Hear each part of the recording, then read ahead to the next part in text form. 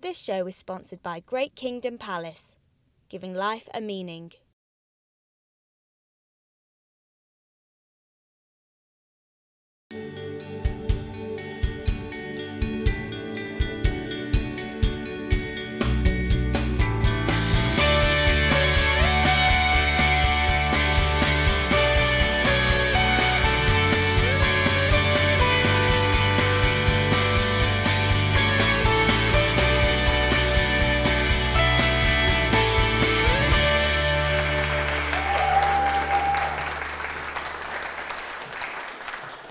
Welcome everybody to Get Close to the Truth. Now today's show is all about rebirthing the soul. What does rebirthing the soul actually mean? What is the human body actually capable of doing? And is it possible to reach your inner potential in this lifetime? I don't know the answers, but I do know somebody that does. She is a Reiki master and healer. She's a psychic medium, and she's the author of 3 international books. Let's please welcome Patricia Milner. How are we doing? You okay? Yeah, Thank fine. you. Take a seat. Thank you for coming on the show today, Patricia. You're welcome. So tell me, your journey, how did it all begin? I was born psychic, so I was born with all the gifts I have, really. And my journey's been interesting because I was born into a Christian family who didn't believe in the psychic mediumship. And I was seeing spirit from being little. What age? I was talking to spirit on my bed at 3. Wow. And my mother would sort of be around and ask me who I was talking to, and I'd be telling her who they were, and they're all her dead relatives. And she took me to the doctors because she thought there was something wrong with me. She thought you were crazy. Yeah, and the doctor said I had my little friends that I would grow out of. Oh, wow. So here I am. So what is it? You can see these spirits or you can hear the spirits? What is this? I can see spirit, I can hear spirit. And generally, what are they here for? What are they doing here? Well, around me is my friends, my family. They help me with my life. They help me guide with my life. I can talk to them. They're no different in spirit to when they're alive. My father's still around me. He still has the same sense of humour, so he plays practical jokes on me, but I can't get him back because he's not here. So some of them, you know, around us, we've got people, relatives, people we know, people we've been close to. Yeah. They're always coming in and having a look Wow. because they're nosy. Yes. Well, today's show is all about rebirthing the soul. Tell me more about that, Patricia. What is rebirthing the soul? Well, it's to reach your inner potential in this lifetime.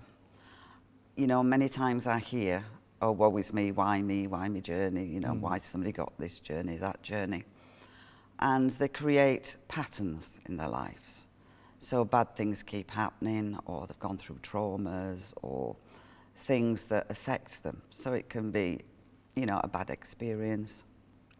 And when they do that, they get into a very negative place. But a lot of people can walk the talk, but not, talk the talk, but not walk the talk. Because they've got to really want to change their life. You know, people can have had, I don't know, a bad relationship. They could have been raped or whatever. It's different traumas with different people. Or people can have phobias about things. Like flying, for example. For flying, you know, or even about water, about swimming and being afraid of water. And rebirthing the soul is about clearing things from this lifetime before ever we look at what is past life stuff, what is karmic stuff. Because sometimes we create the patterns, we've got lessons to learn in this lifetime. And I work with people to help them clear and look at what is in this lifetime before ever we look at past life. For instance, I once did some work with a girl who had a fear of water. And she was only about 29. So I did some work with her and did some healing work as well. And what we came out of it with, she'd actually been dropped down the toilet head first when she was about 6 weeks old. No and way. she went, never. Wow. I said, go and talk to your mother. And when she talked to her mother had never actually told her but a fear of water came from accidentally tripping and dropping her head first into the toilet. Wow, that's really powerful stuff. Mm. So why would somebody rebirth it? So basically, it's a point when they say, okay, I've got a phobia, okay, and they then come to you, and then you can either, you kind of reaching inside their inner potential and then changing them, is that right? Yes, because it's not just about phobias.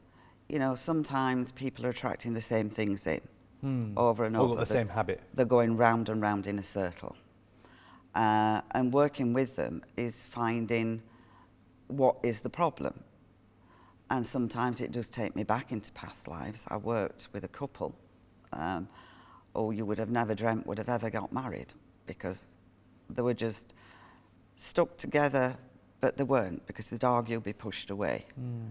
And they just kept fighting and splitting up and fighting and splitting up.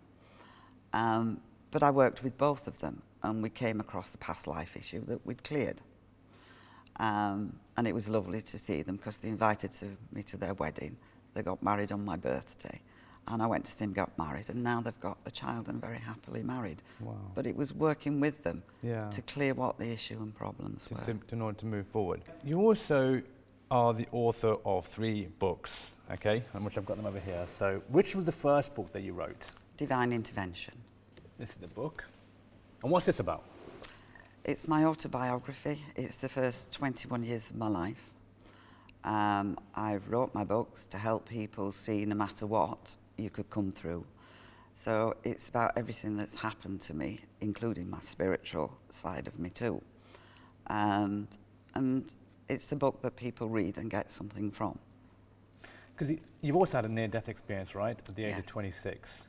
Yes. So tell me more about that. What actually happened? I was coming back from Scotland driving, and I was on the dual carriageway in the outside lane, and a tractor and trailer, because the dual carriageway was busy, shot across cars and straight in front of me. I had nowhere to go. Wow. It was like watching a film in slow motion. I just saw it slowly happening and hit the back of the steel trailer. And that's where they had to cut me out the car, Wow. take me to the hospital. So when that happened, I actually went through the light. And when I went through the light, I can only say I never saw a person. You know, we all have the stories of what is the afterlife happen. You get stories about, oh, we all sit up there in little houses or whatever. And I was brought up Christian, so, you know, for me it was like, where's God? Yeah. And there wasn't a person there, not a building, not a structure. I just saw a big swirling pool of colour. And I felt all this love and knowledge. And then I came back out the light. Wow. And that made me think about, what is God? Who is God? Is God that our souls, in a sense, that are all intermingled? Is that what the knowledge is? So it made me come back questioning everything. But did you believe in God? Because obviously you'd been seeing spirits at the age of 3 years old. Did you believe in God before you had that incident, or was it or was it more powerful after that incident, or did you always believe in God? I've always believed in God, but we were made to go to church, to Sunday school, so I got confirmed at church when I was 14, and I went to Sunday school. But I was the one that used to argue with the vicar. You're the troublemaker, were you? Well, because I could see things, I believed everybody could see what I could see. And my experience, and having a question in mind at 7, was, when the vicar was saying not everybody saw angels and it was special occasions, well, I did. So I believed everybody could see what I could see. And I would sort of say, well, everybody can see them. We'd have this debate. Well, it was more of an argument from his point of view. But I wanted my answers. Yeah. But he couldn't answer my questions. So I got into trouble off my mother for that one. And then when he was talking about Jesus, and he was talking about reincarnation.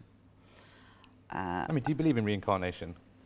I do believe in reincarnation because I can see things and see things happen and Souls rebirthing coming, and souls going, souls going. staying. But at the time, he was talking about not talking to familiar spirits. Well, at 7, my question was, well, in that case, we shouldn't be talking to Jesus, should we? And he went, Jesus is different. I said, why is Jesus different? It came back to show us there was life after death. And he couldn't answer my questions. And how do people get hold of these books? On Amazon.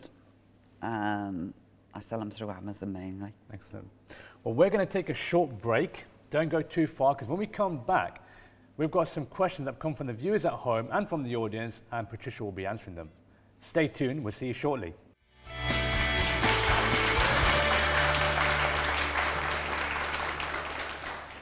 Welcome back to the AK show, Get Close to the Truth. Now, just before the break, we were talking to Patricia, and we were talking about rebirthing our soul, how Patricia has the ability to look inside of us and help us develop ourselves in areas that we need. Could be stress, could be anxiety, could be a phobia. Now, before we go to the questions, I've got another question about negative energy. Does it exist? Yes. Some of it we create, some of it is there. If people are going through bad experiences and they get themselves into a very negative mode, then their energy would be very negative. Now, if the whole family was in that mode, say there was a lot of arguments, people fighting all the time, then the house creates its own negative energy from what is happening in the house. Right. And that you have to clear. And how do you know then if you have got negative energy around you? Usually because things keep happening and negative things keep hitting you. You know, we create that negativity, and if we stick in that negativity, we attract negative people in negative situations, and it's an ever spinning spiral. That's why And then they could come and see you, and then you could help them clear that negative energy? Yes, I do help get rid of energy. And is that negative energy is it kind of energy that we've created ourselves by being negative, or is that spirits clinging on to us? I've worked with a person that was pregnant at the time. She had a car accident. When she had that car accident, a negative spirit attached itself to her and her baby. Wow. And when the baby was born, this spirit was, if you like, walking around the house. And as the child grew up, then she got afraid of staying in a bedroom because things kept happening. So she used to end up sleeping with her mother. Wow. So I went to the house to have a look, and I had to clear the spirit and In the house? In the house, and clear the negative energy that was left Around behind. It. Yeah. And when we did it, at the time that we did it, her child just dropped to sleep. Wow. And then woke up a second later and said, "Mammy, can I go out to play?" She says, "That's my daughter back." Excellent. And it had gone. Now, I've heard that obviously, I've heard many places that, yeah, there is negative energy that exists, and different religions call it different things. Now, I saw in a video that you can clear negativity around your house by dropping salt everywhere. Is that true? There's lots of things that people say, and there's lots of remedies out there. Most of all, it's about making the house happy. That might sound silly, but when people go through bad times, they dress in black and they cut music off. Yeah. And those are the two things we need. Music and colour. Yeah, because it's the sound vibration, and colour makes us feel like we see the summer, the spring. It makes us feel happier. But then it's about burning sage around the place, putting oil burners on with ylang ylang or sage or whatever, and starting to clear things. I always try to get people to do some things for themselves before they call me out to come and actually do it for them. Wow. Right, well, let's go to the questions which they have come from our viewers at home. And the first one is from Alan in Bedford, and he's saying, how can you get yourself on the pathway of spiritual enlightenment? Good question. It is, but I always say to people, the first form of doing things is to start to meditate. That's the beginning call. That's the beginning, because if we can get a peaceful mind, and we're living for today, not yesterday, tomorrow, then your mind's in a peaceful place to tell you what your journey is. People listen too much to this, The mind. and not to the heart. So by meditating, you obviously kind of, if you like, extract the mind and start listening to that soul, would you say? Yes. And that's guiding you in terms of what to do. Yeah, your soul, you've got a highest consciousness, which is up in spirit. So once you connect to that, it knows your journey. Yes. And it knows where you're going. And if you listen to it, it takes you on your path. There is no stress. And for the viewers at home who don't know how to meditate, and if someone's a beginner, how would they start that journey? What would you do? Well, basically, it's just about, I always say, put music on in the house, some calming music, something that you really love. And while you're cooking, have it playing in the background. And create yourself a little space. I always say, put an oil burner on, put your favourite smells on. And just gradually sit down. You know, there's lots of meditation techniques out there. But I always say, get yourself to a place you really want to be first. Yeah. You know, there's chanting, there's all sorts of Breathing exercises. different ways. Different ways. And it's feel which is right for you, because I do journey in meditation, but it's not right for everybody. No. You know, somebody may get more out of chanting. So it's researching and listen to different What's good things. for them. Why would somebody want spirituality though? Because they're looking for inner peace, and they're looking to lead their life differently. They want to be able to walk their path without, in a sense, the worries that we have in normal life. You know, I always call it, there's a rat race and there's a spiritual life. If you're in the rat race, you're running at 100 miles an hour, and it's work and rushing around. When you lead a spiritual pathway, it's much calmer, it's much slower. Yes. And you're more content, because it's all about today. I'm not worrying about what I have to do tomorrow. Yeah, it's so true. It's so And I'm true. not worrying about the past, because it's gone. That's right. It's so true. And people swing from the past into the future. What's going to happen tomorrow? What's going to happen next week? Yes. What's going to happen in 6 months' time? What does it matter? So in the day, would you say what's going to happen is going to happen, or is it a lot of it is in our control? We've got a destiny, which is there, but we're human, so we can make wrong choices and come off the pathway. But gradually, it brings us back onto the pathway.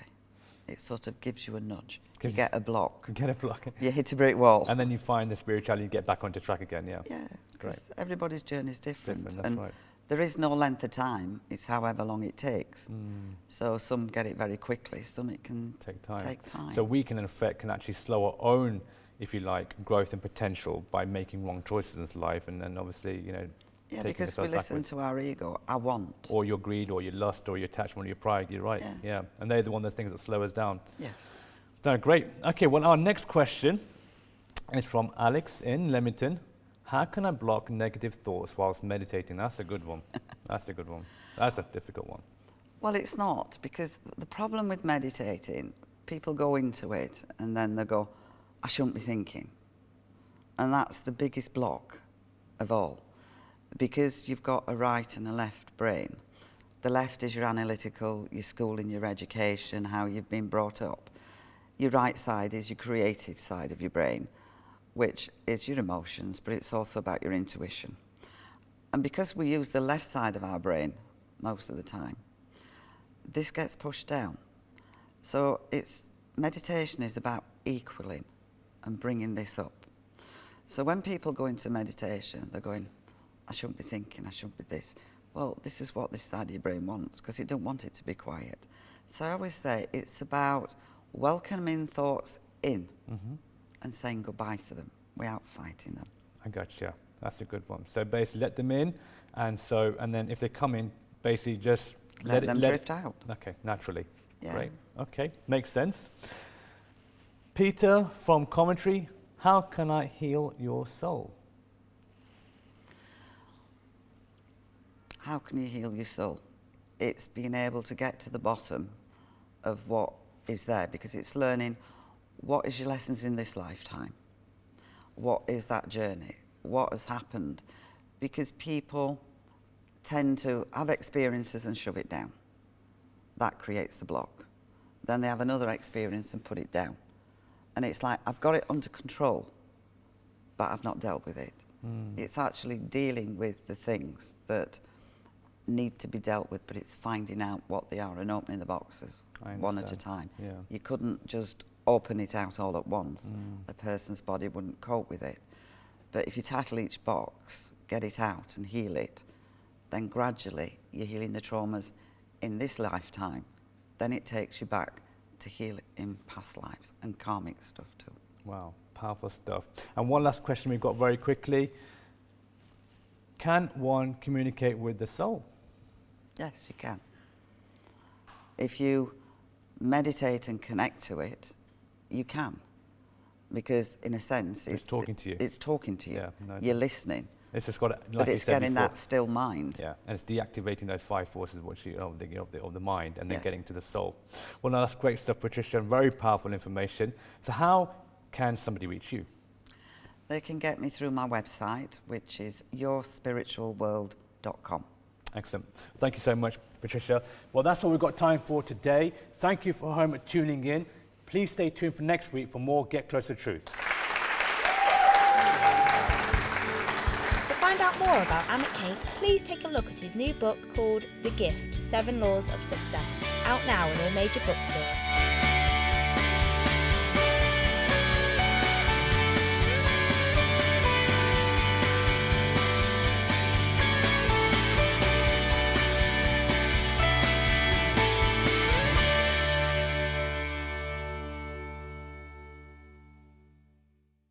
This show is sponsored by Great Kingdom Palace, giving life a meaning.